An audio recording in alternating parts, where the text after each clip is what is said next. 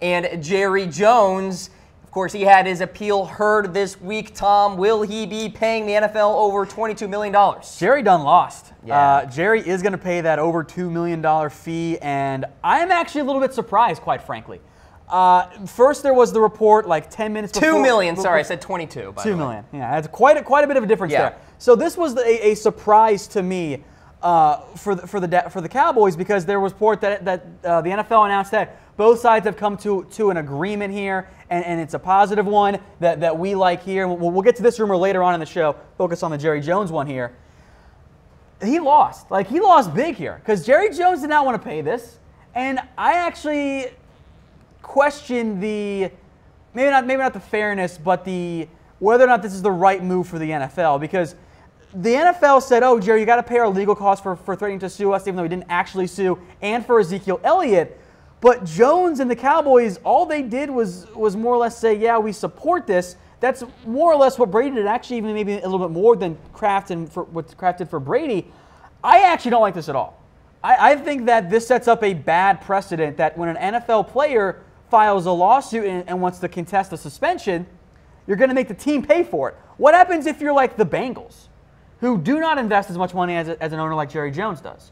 All of a sudden, you're losing out on money, and maybe the NFL team isn't going to be as supportive of you as a player. So I don't like this precedent. I get that the owners were a little fed up with Jones, and frankly, I think maybe rightfully so. But I think this sets a dangerous precedent on this end when it comes to the way the NFL handles suspensions and disciplines for that. You may be wondering why you're seeing 4 Goodell heads at the bottom of your screen. Those the are Goodell funny. heads are our rumor meter, the scale of believability about these rumors and news that come through.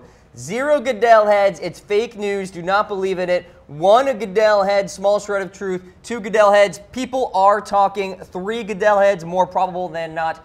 And 4 Goodell heads, it's fact news, it's a thing. Let's get into note number 2. Richard Sherman, is he done in Seattle? Well, we're going to be giving this one 3 Goodell heads. We think it's pretty darn likely, Tom, and it sounds like, according to the reports, that he's saying goodbye to teammates. Look, he's not coming back. And like, I saw a lot of Twitter reaction like, "Oh my God, Richard Sherman's done with Seattle." I'm like, yeah. Like, why is this a surprise to people? Like, I know it's Richard Sherman and he's really good and he's reportedly going to meet with Pete Carroll and whatnot, but like, he costs $11 million that the Seahawks can save when they have no cap space, and he's coming off not 1 but actually 2 Achilles surgeries. So like, yeah, of course he's going to be gone. Like, Seattle's not going to pay that. Yeah. Like, they're going to blow up the defense. You're going to let go of Richard Sherman. Like, and he's playing his own agent, so he's not going to take a pay cut. Like, this isn't a surprise to me. And like, I get that why he's been so instrumental for Seattle, but I think his time in Seattle is done. If he plays for the Seahawks next year, I will be genuinely surprised. Genuinely. That's why it's 3 heads. So we talked about Richard Sherman earlier. He is meeting with Pete Carroll and John Schneider, the general manager, tonight to talk about trade options. Perhaps a pay cut of some sort, but that ain't going to happen. A pay cut makes sense. I don't know if Sherman wants to do that because he's very vocal about, getting paid what he's earned, and I think maybe because there's such a disparity, you could take less money. But for me, like, who's going to trade for Richard Sherman? Like, yeah, the Browns could. Does Sherman want to play in Cleveland for starters? Is he going to be a happy camper? And also, he's not going to cost $11 million on the open market. He's just not. So that's why you don't see teams who value NFL draft picks maybe to the extreme not give up one and then pay a big salary. That's why you see some of these trades involving players not get as much as they're actually worth, i.e. Marcus Peters. Let's get into the next note here. Chris Baker, defensive tackle formerly of the Buccaneers. Did he sign with the Cincinnati Bengals? This came through the wires a few moments ago. Yes, he did. 4 Goodell heads, Tom. The Bengals made a free agency signing that's not one of their own players? This is odd. What's going on with the world? I actually really like this move. I believe in Chris Baker. I think he's a good player. I don't think he was used quite right with the Bucs, which does worry me a little bit when it comes to how he's going to be used, frankly, with the Bengals, because Atkins is their 3. I think that might be Baker's best fit, but they'll find a way to get him on the field. $3 million is very cheap. I do want to mention this as well, by the way. When it comes to Chris Baker, and I think this is why you see the Bengals and the Bucs quickly make an agreement here, or the Bengals make an agreement with Chris Baker. Last year's Bucs defensive line coach was a man by the name of Jay Hayes. Jay Hayes spent much of his time with the Cincinnati Bengals as a defensive line coach. And then before that, by the way, his brother was the tight ends coach for the Cincinnati Bengals as well. So there's a whole, or I think he actually still is the Bengals tight ends coach. There's some connection and some familiarity there, by the way. Friend of the show, Jay Hayes. I played baseball with his son as well. I want to quickly shout out. Shout out the Hayes Youngling.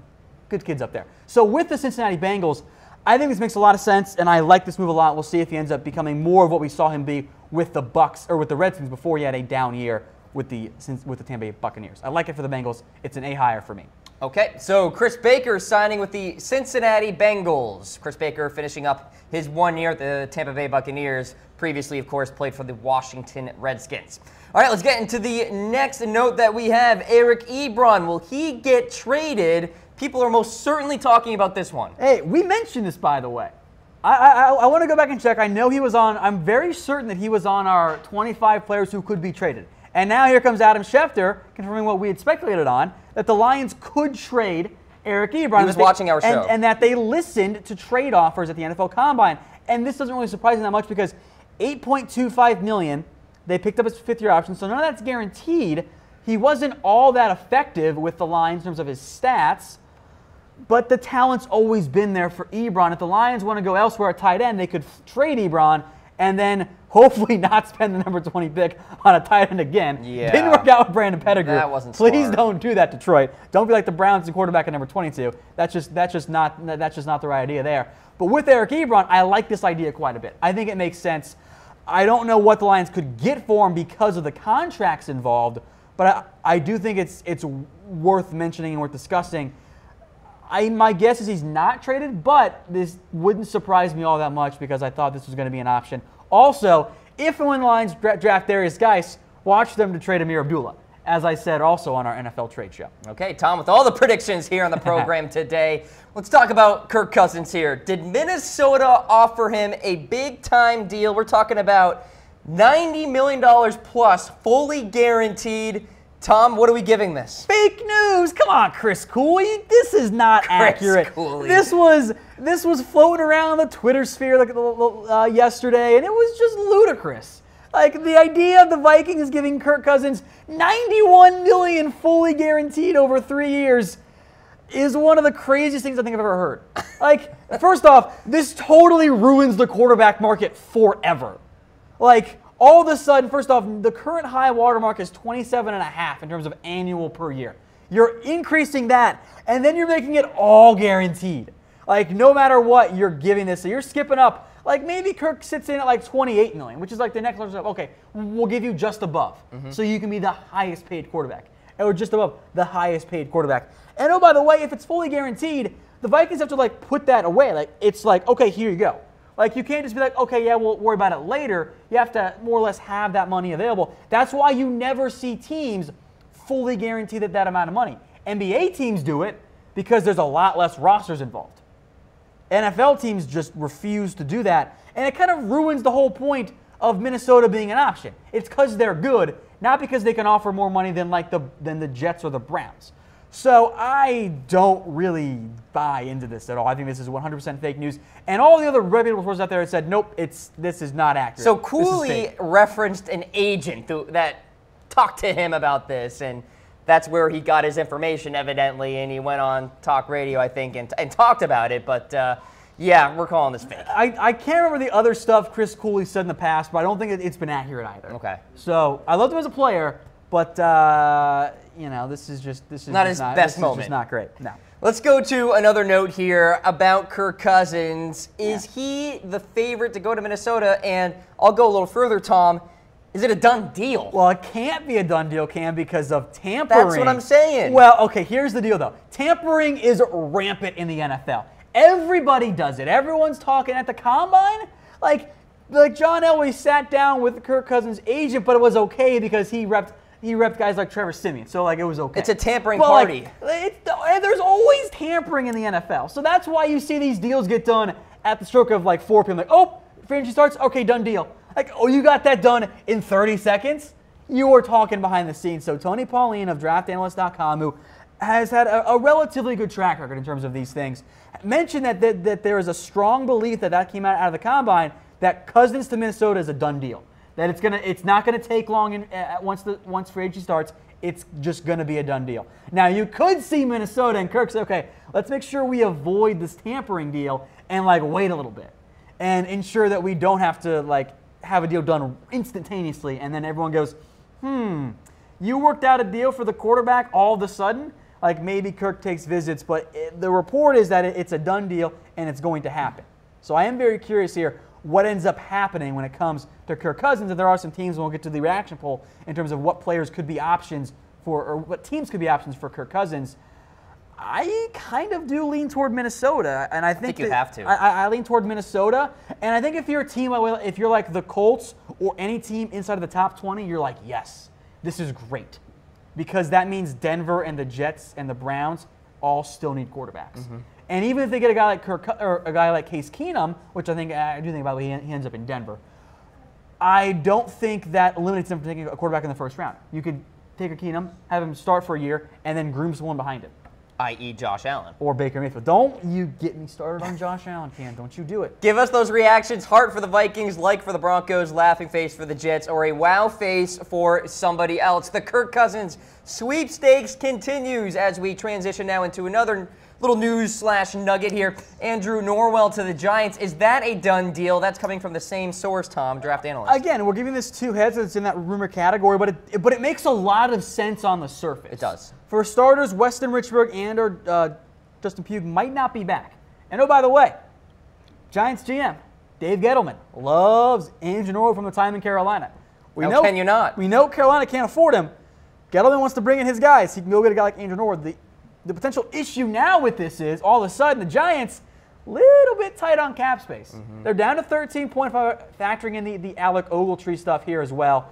I am curious to see how this turns out in the end for the Giants. I like the addition of Andrew Norwell, but I am curious if it's still going to be happening. They will cut guys like Brandon Marshall. That's going to get to say a little over $5 million in terms of money, but I do think it's a good move for the Giants. They could cut other guys as well. I don't know if John Jerry is going to be back. Maybe they want to keep him as a starter, but I think it's going to be a lot of overhaul for the Giants in the next couple of years with Dave Gettleman in charge. All right, Andrew Norwell, I think, is the most highly coveted offensive lineman as we head into free agency. Really a fantastic player at that. We're going through all the latest news and rumors across the NFL here on NFL Daily, presented by Mizzen and Main. Fantastic performance fabric shirts made right here in America. Advanced performance fabric, as they say. Feel great. They look great. Comfortable.af is indeed the website. They are sponsoring NFL Daily here today. Very exciting show at that, and we're excited to have Mizzen and Main along for the ride. Let's go into the next news/rumor here. Anthony Hitchens to the Indianapolis Colts. Tom, I'm very excited to hear your thoughts about this one. Look, I have every expectation that you're going to see Anthony Hitchens end up with the Indianapolis Colts, and we're going to give this one three heads as well, because with Anthony Hitchens, it also just makes so much sense, and it's not the first time I've heard this either. It's been mentioned quite a few times out there. So when it comes to Anthony Hitchens, I think you'll see him with the Colts. For starters, Matt Eberflus is the new DC, and the Colts need linebacker help. And Hitchens, frankly, is one of the better linebackers out there in the NFL right now, in terms of free agency. Not overall, because there's not a whole lot out there when it comes to other players going on. So I'm giving this one three heads here, because I will actually be surprised if it doesn't happen. The Colts have all this cap space. They've got they have a massive need at linebacker. Adding a guy like Hitchens can be a starter for you. You front load the deal so you can cut him if he ends up not being all that great in the first couple of years. But you get a guy like Hitchens, and you get someone, most importantly, who knows Eberflus's defense. That's, I think, a little bit underrated. Having a guy like Hitchens at linebacker who can build and help teach other guys helps speed up the process of getting an entire defense together. I like this move a lot if it does go down. And again, I'll be surprised if it doesn't happen. The Colts are moving to a 4-3 defense under Eberflus. That's going to happen. You could see a guy then take a guy like Bradley Chubb at number 3 overall, or trade down potentially, and then they get Anthony Hitchens at linebacker. That really helps that front seven out in a big, big way. John Bostic, by the way, impending free agent as well. So nice. Not that great. Yeah. Nice. Middle linebacker, big need for the Colts. Would certainly be a nice little pickup Mike there. and Will now, because we're moving to 4-3. Let's go to the next news and rumor here. Trumaine Johnson to the San Francisco 49ers. Will that happen? Two heads, people are talking. And this is coming again from Tony Pauline, who I do trust as a rumor source. And it does make sense. We know that the Niners have a need at cornerback. Cam, you host the 49ers Report here on Chat Sports. What do you make of this move? Well, it's something that I've talked about for a few episodes, Tom, and obviously a need. They need a cornerback opposite of Ahkello Witherspoon. K'Wan Williams is really solid in the slot, and maybe they get a Minkah Fitzpatrick in the draft. But with the salary cap space that they have, I still think they can go out and grab a Malcolm Butler or somebody more coveted at the cornerback position, because in reality, Trumaine Johnson is not as good as he used to be. You see that stat there from 2017, folks? Trumaine Johnson allowed 759 total yards in coverage last year, the 5th most for cornerbacks. So people see Trumaine Johnson, they think brand name, they think great player, but the production really wasn't great in 2017, so he's not carrying a lot of good momentum. I could see the 49ers making the move here, and perhaps they can kind of change things around with Trumaine Johnson and rebound from that 2017 campaign. But all things considered, the secondary isn't all that bad now, and I think they're headed in the right direction, and they'll either address it via Johnson or in the draft. I think the big thing for me when it comes to Trumaine Johnson, I think he's a very good scheme fit. He's one of those longer, lanky corners. Remember who the 49ers defensive coordinator is? It's Robert Saleh, who has some Seahawks background. That's kind of the defense that they're running. I think that makes sense. I think he's a good fit. I think in terms of where he ends up, Bay Area is 3 heads. I think it's either the Raiders or the 49ers. Like and again, he's originally from Stockton, California. So I don't think he really wants to leave the state necessarily now that he's back in Los Angeles with the Rams. I think he stays in California. I think he goes to one of the Bay Area teams. I do buy this. I think the Niners make the most sense because they got more cap space. They can outbid the Raiders, and I think that you'll see the Niners make at least 1 or 2 notable signings that just may or may not be at wide receiver, which is one of their biggest needs.